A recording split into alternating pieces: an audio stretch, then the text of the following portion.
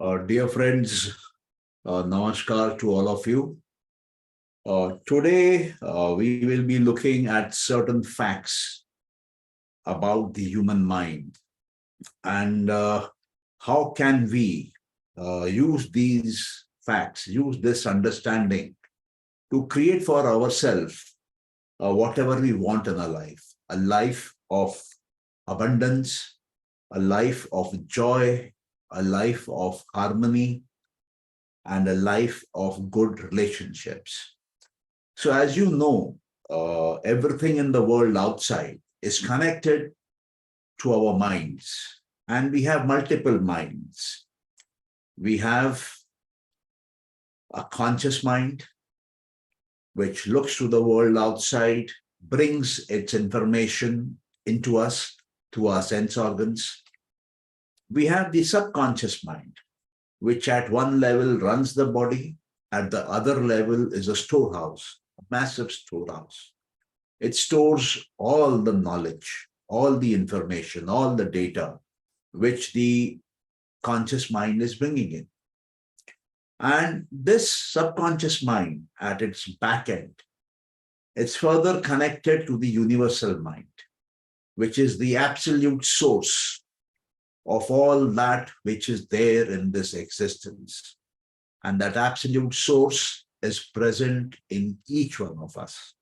And it flows out into our physical world outside, the world which we can touch, the world which we can see, the world which we can go around in, is actually coming from inside us. Now, here there is a very peculiar thing which you need to understand. I will make a very bold statement here. And this bold statement is that the subconscious mind which we have is actually a negative mind. This subconscious mind, as I told you, has two parts. One, which it is pre-programmed with. It runs the body in a way it knows how to run, but it also has certain characteristics about us, our attitudes, our habits, our nature, our way of thinking. There is a certain programming to it which is already there, which is implanted, which is imprinted, which is deep down there in the subconscious mind. And some of these impressions can be negative. And when they are negative, what I mean is they will automatically create disturbances in your life. They will automatically create unwanted situations, unwanted circumstances, unwanted difficulties. They at times will make you angry. They at times will make you frustrated.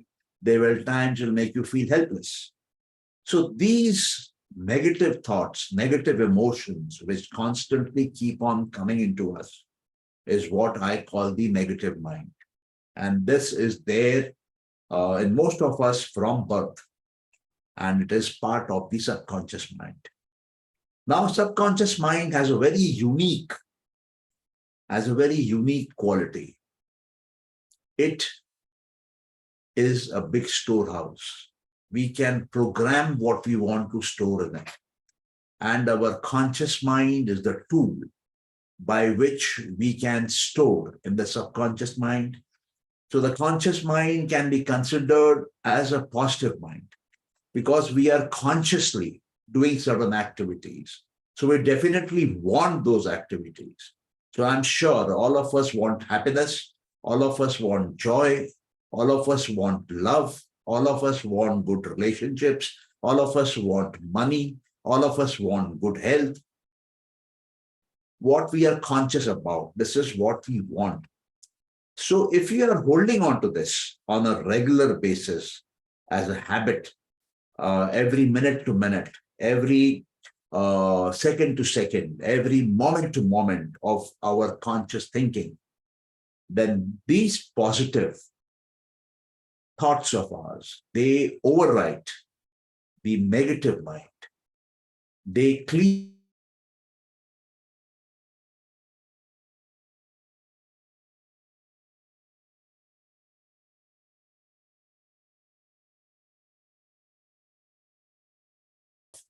And since it gets programmed in the subconscious mind, these qualities start appearing automatically on their own. And they can, if you program it well, can come 24 hours, can be your character.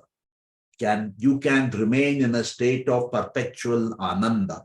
You can remain in a state of perpetual abundance, perpetual love.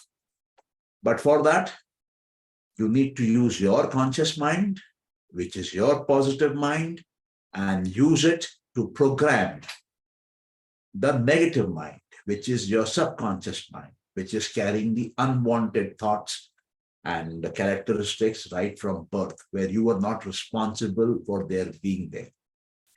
So let us go into this chapter. Let us see some more interesting facts about the mind, and let us see what interesting exercise we have, mental exercise we have for you this week, and how can it help you go further ahead in life. So dear friends, here we begin.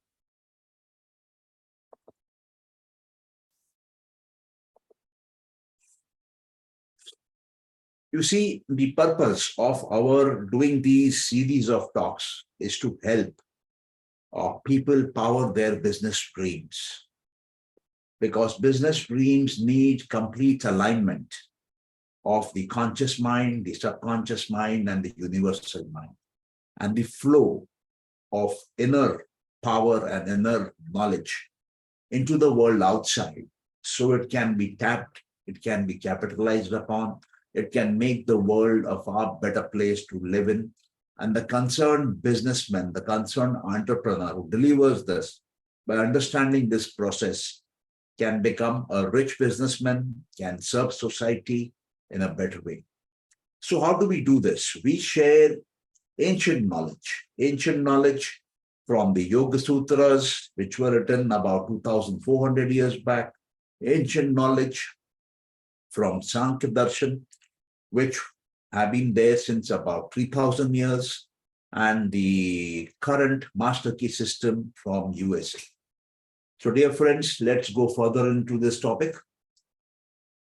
All of us have heard recently or over the past few years a lot about law of attraction.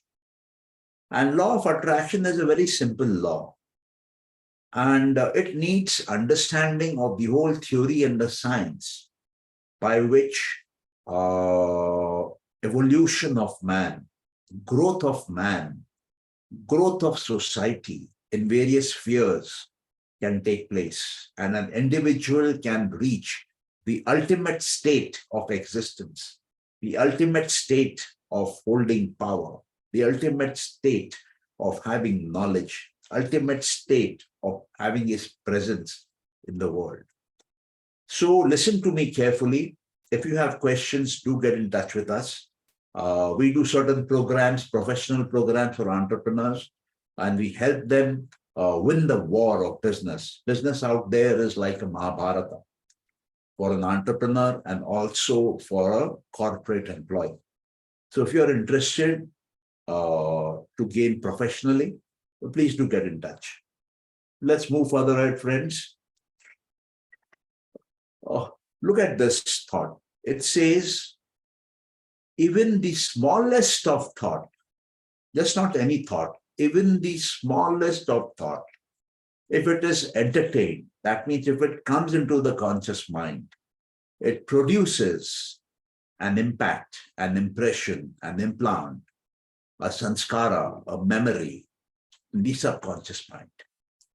And the impact is directly proportional to the intensity of that thought, to the feeling with which you are receiving that thought, the feeling you are attaching to that thought. So even the smallest of thoughts can create a major sanskar, a major memory, a major impression in your subconscious mind, and can give shape to your destiny, can become a turning point of your life.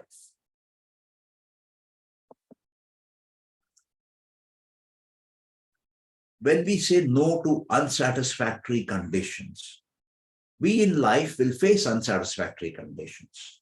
This nature which is out there, in which our planet Earth is, in which we are leading our life, this whole existence is an uncertain existence, uncertain in certain respects. Number one, it is going through a constant change. Nothing is steady, nothing is fixed. There can be certain things which are unpredictable, absolutely. Could be like an earthquake, like a cloud burst, like a volcano burst, or could be like death in a family, or could be like an accident on the road. So this life can give you both the good and the bad at all times. So we have to be very, very clear about it, that whenever it is creating an unsatisfactory condition, we have to mentally say no to it. And when you say no to it, you do not allow that unwanted, negative, unsatisfactory condition, painful, sorrowful condition to enter your thoughts. They don't remove the power of your thoughts. And we, by the simple technique of blocking them, saying no to them, just say no to them, we remove all the power those thoughts have. Every thought has power. I'm sure you know it. Every thought can, like a seed planted in the soil, become a tree and create a forest. So we have to be careful with the kind of thoughts we entertain, and we have to say no, outright no to unsatisfactory thoughts. That is the way to remove their power. That is the way the seeds become infertile, and they will not be able to create disastrous consequences in your life. You will not be affected. Another major fact, there is one substance. The author here calls it the universal substance. And this is the source of all the power, all the wisdom, all the intelligence. That means there is this universal substance. This universal substance is not somewhere hidden from us. It is very much present inside us. We can have access to it. We have access to it. We need to open up that access. And once when we reach that source and the access to it, then we can pull in as much power as we want, as much knowledge as we want, as much intelligence as we want.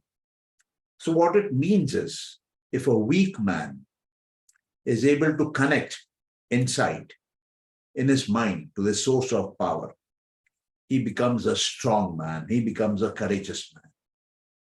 If a man who has low knowledge is, say, a stupid person, if he also learns the technique of connecting to the source of all substance inside him, the universal substance, he can gain knowledge. He can gain tremendous knowledge. He can gain omniscience also. In our literature, we would call such a person a Brahmagyani. He is just not having knowledge which is coming to him from the world outside, through the five senses. He has been able to open up knowledge which is available inside of the existence, inside man, and he is receiving it. And similarly, intelligence. It is possible for a man of ordinary intelligence to become the most intelligent man on this earth. Anybody can do that. But what you need to do for that? You need to access the source. Each one of us has this source in us, but it is covered. It is hidden. It is sort of sleeping. We have to awaken it. We have to awaken our brain cells so that these powers awaken in us. And such a mind is called an awakened mind. Such a mind is called an enlightened mind. So we all know mind is creative. And as I told you, there is the universal in us. So all the power which is coming in an individual is not originating in his individual mind. What are the individual minds? Individual minds are the conscious mind and the subconscious mind.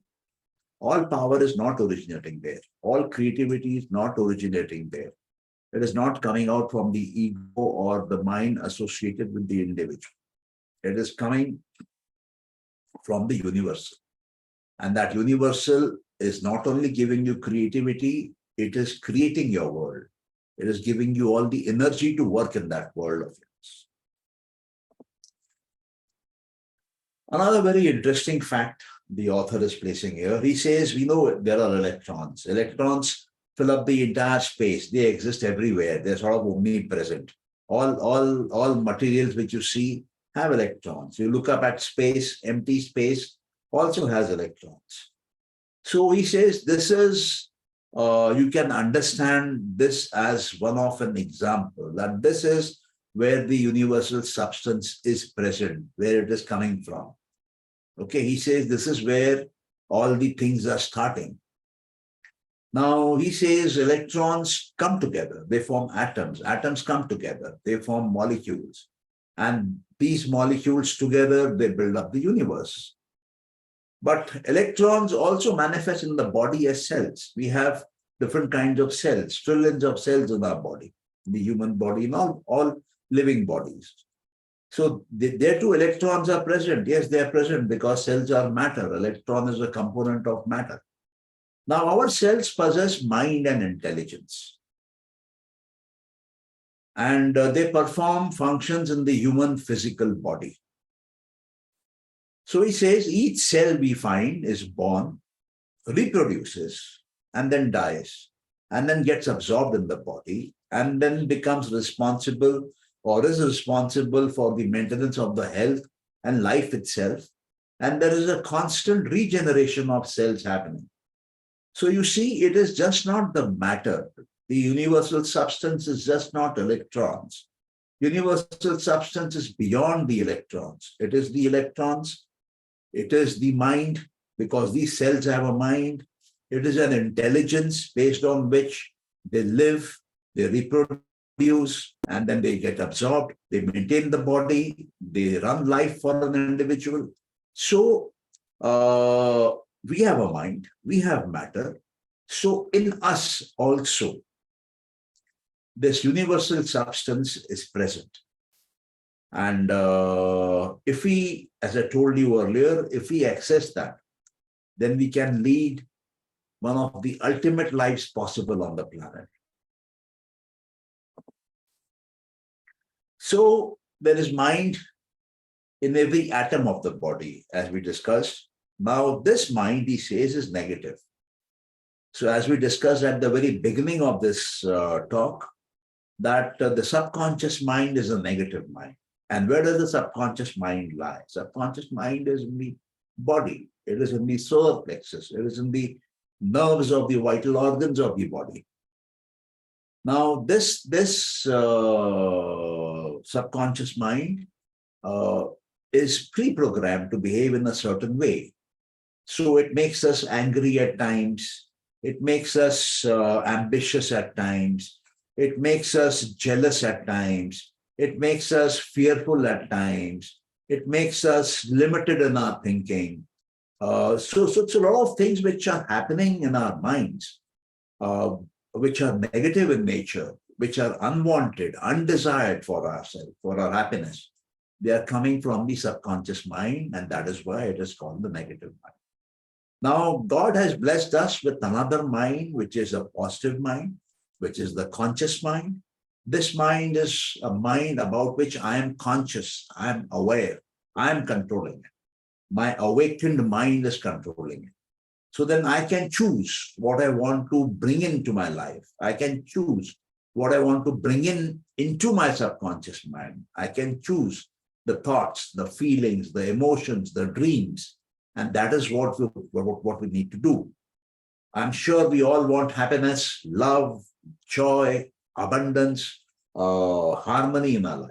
So when you think of that consciously again and again and again and again, or you visualize about it, so these these thoughts, these qualities get imbibed, get stored in the subconscious mind. And then the subconscious mind develops tendencies towards this. So subconscious mind will develop a natural tendency to be happy, will develop a natural tendency to be loving, will develop a natural tendency to be helpful, will develop a natural tendency to be thinking in terms of abundance, thinking in terms of positivity. And that is when you have made a major change in your destiny. That is where you have made a major change on the journey you are on in this life. So even if the body is sick, the body is having disease, by the power of positive thoughts from your conscious mind, you can remove the negativity of the disease from the body. And that is what the author says is actually the secret of metaphysical healing, which is commonly used by people outside, healers outside. He goes further. He says this negative mind is not only present in certain parts of the body, it is present in every cell of the body. Now, why is it present in every cell of the body? Because every cell of the body is part of the body and is an independent entity by itself. And there are trillions of cells, and we are actually like a colony of cells. So each cell has a natural way of behaving, and it is trying to work in a way which it was pre-programmed at the time of birth, what has been originally given to it in the form of internal circuitry, in the form of internal mechanisms to work. It works on that. It does not know whether it is right or wrong. It does not know whether it is causing you pain in your life outside. So using your conscious mind, you can reprogram all the cells. You can make them happy cells. You can make them joyful cells. You can make them cells which think of abundance, which think of love. So this is the way in which one has to consciously choose what we want in our life and put it on the subconscious.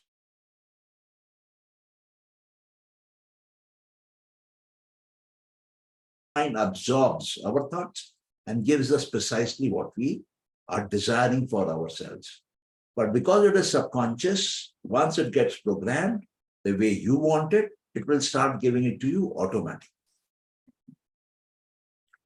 Yeah, so this is just a small reminder that we help entrepreneurs and corporate executives achieve their business goals through one-to-one coaching. If you're interested, you can contact us on this WhatsApp or the email ID. Let us look at the objective world outside.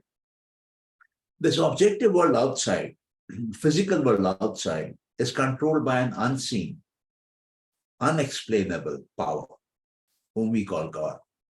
So it is said there is a creator who has created the creation, and the objective world, the world of objects outside, has also been created by him. But we have not seen him. We cannot explain him. Different people have different explanations. But most of them agree, and they have given a common term, which is God. Okay. As I was telling you in the beginning, that we have three minds, essentially, the conscious, the subconscious, and the universal. So here the author is focusing on the universal mind in some detail and telling us more about it. This universal mind is infinite, omnipotent. That means it has all the power, has unlimited resources at its command. And if we compare the resources of the subconscious mind, it will indicate that the only difference between the subconscious and the universal is of degree. So what it means is our subconscious mind has similar qualities, similar powers, similar behavioral mechanisms as the universal mind. But the quantum, the quantity is less, is low. The degree is low. The subconscious is lower in amount. And the universal mind is infinite in amount, is all powerful, omnipotent in amount, has unlimited resources. So our subconscious mind also has resources which we can use. But when we learn special mind exercises and techniques to connect with the universal mind, we have access to the infinite, omnipotent, unlimited resources. And that is what each one of us must do. If you want to improve your life to the highest level possible, free of cost, literally, because this is a mental exercise which you will be doing, you will find your own power, your own resources will be growing inside. Here he talks about prayer. He says prayer is something very simple to understand. It is very natural. There's nothing religious about it. There's nothing mysterious about it. When we are praying, we are putting certain thoughts from the conscious mind consciously to the subconscious mind. The subconscious mind records it. When we say our prayers regularly, same prayer again and again, it gets recorded very, very deeply. And what gets recorded very, very deeply in us, in the subconscious mind, reaches out to the universal mind. And there the infinite resources are made available for its fulfillment. So this is the simple understanding of how prayer works and why is it natural. Another point the author makes here is very important. He says we are not disciplined to think correctly. Though we know that wrong thinking will create problem for us. Wrong thinking will bring failure in our life. But even then, we are not disciplined enough to think correctly. So it is evident that wrong thinking has brought failure, but I tell you, I have seen senior people, rich people, leading people in organizations, they also face this problem. There are certain areas where the thinking they are unable to control. So what is real? Thought is real. Because the outer conditions, whatever you are seeing in your world, whatever you're seeing in your office, whatever you're seeing at home, whatever you're seeing at your friend's place, at your neighbor's place, all these are coming from within you, from your thoughts.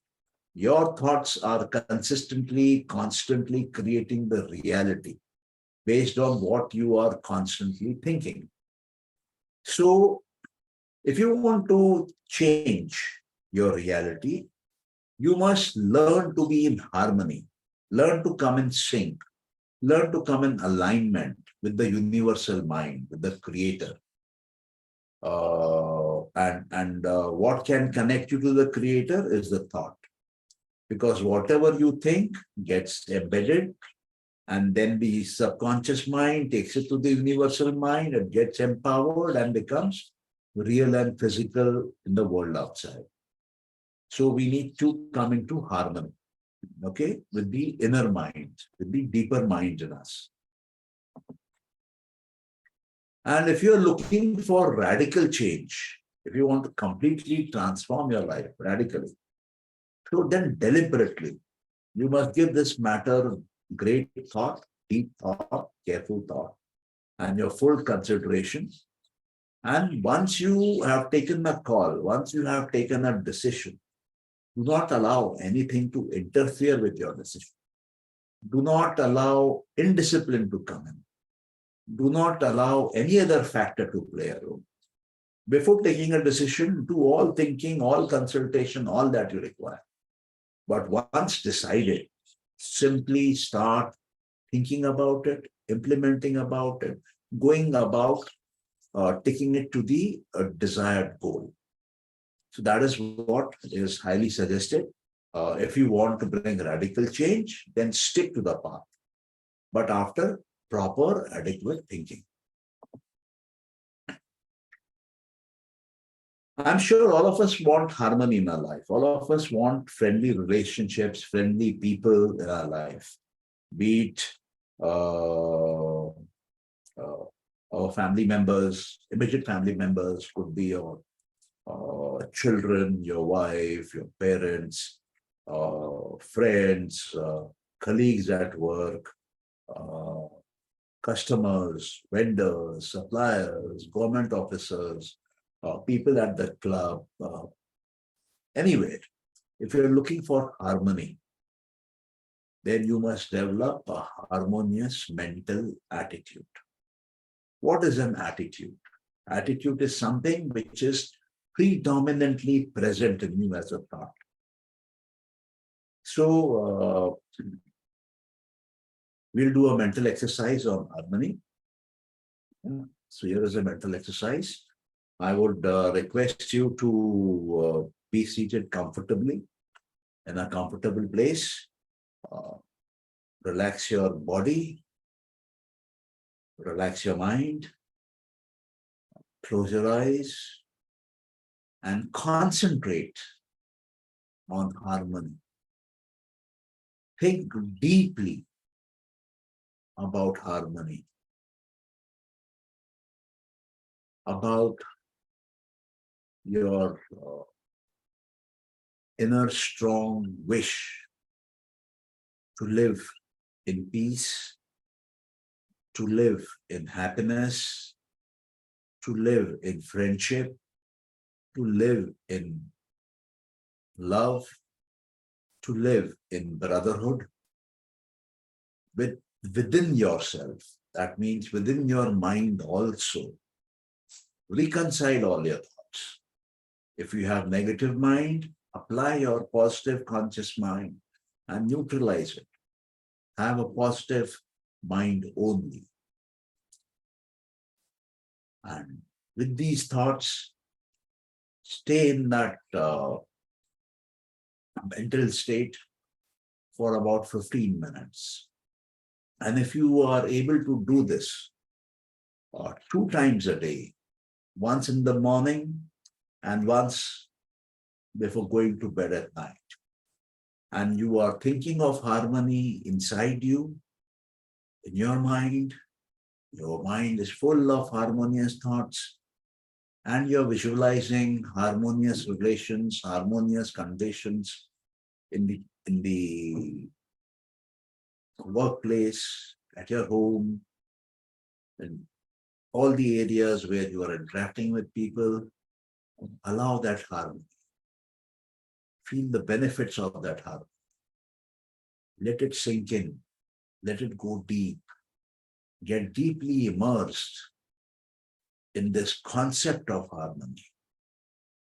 Try and understand, what does harmony mean to you? And go deep and deep and deep into it. So do it once in the morning, once at night, for about 7 days, and you will find a perceptible change in yourself, in your work, and a life which you will love.